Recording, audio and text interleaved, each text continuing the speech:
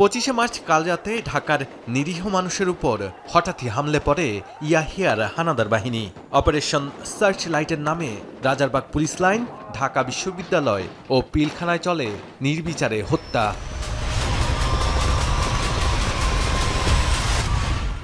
মূল পরিকল্পনা ছিল পুলিশ ও ইপিআরকে ধ্বংস করা, যেন পাক বাহিনী ছাড়া আর কারো কাছে অস্ত্র না থাকে। অন্যদিকে ঢাকা বিশ্ববিদ্যালয়ে আক্রমণের মাধ্যমে জাতিকে মেধাশূন্য ও নেতৃত্বশূন্য করতে চেয়েছিল দখলদার বাহিনী। 1971 সালের 25শে মার্চ রাত 10টা 40 তেজগাঁও দায়িত্বরত পুলিশ কর্মকর্তা আমিরুল ইসলামের একটি ওয়্যারলেস বার্তা পৌঁছায় রাজারবাগ পুলিশ লাইনে। জানানো হয়, ঢাকায় ঢুকে পড়েছে পাক হানাদার বাহিনীর 37টি গাড়ি, যেগুলো রাত 11:30টায় পৌঁছায় রাজারবাগে। আর তখনই বেজে ওঠে পাগলা ঘণ্টা। গাড়িবহরে থেকে যখন পাক সেনাবাহিনীর লোকজন নেমে দাঁড়িয়েছেন, তখন আমাদের একজন পুলিশ সদস্য ফার্স্ট যে বুলেটটি ছোড়েন সেটা ছিল মহান মুক্তিযুদ্ধের প্রথম সশস্ত্র প্রতিরোধের গুলি।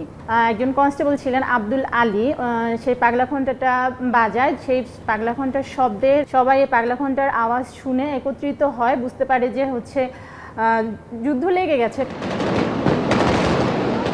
যখন 25শে মার্চ রাতে রাজারবাগে যুদ্ধ লেগে গেল, ওয়্যারলেসের মাধ্যমে যখন সারা দেশে জানিয়ে দেওয়া হয়ে গেল যে যুদ্ধ লেগে গেছে, সেই আমাদের এই প্রতিরোধটা সারা বাংলাদেশে ছড়িয়ে পড়ে।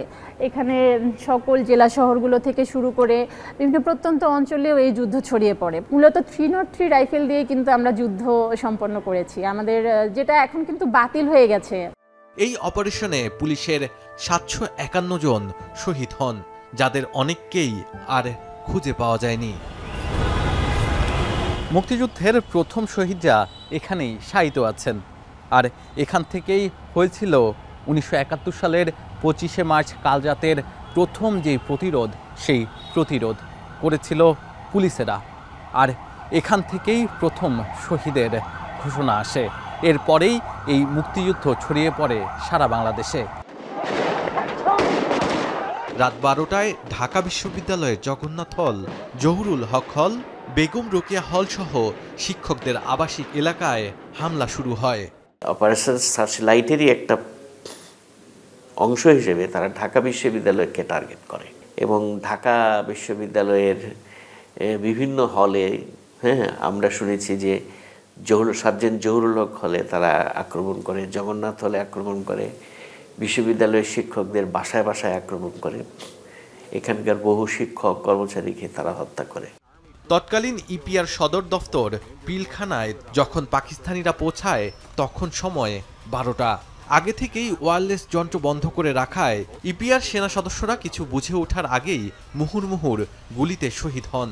যে গোয়েন্দা তথ্য পাকিস্তানের দিক থেকে, সেটা হলো যে পুলিশটা ইতিমধ্যে অর্গানাইজ হয়ে লড়বে এবং তারা স্বভাবতই তাদের মিলিটারি স্ট্র্যাটেজি হিসেবে যেখানে যেখানে অস্ত্র রয়েছে ওটাকে তারা আক্রমণ করবে। আমাদের প্রস্তুতি ছিল না, ফলে আমরা অনেক বেশি ক্ষয়ক্ষতি হয়েছে।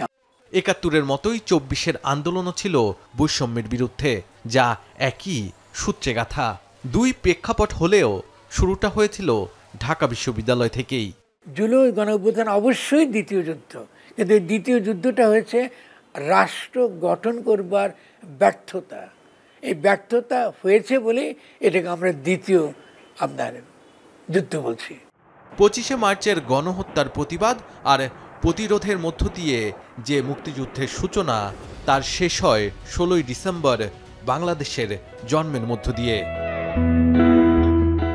শাহাদাত অফরো, এখন ঢাকা।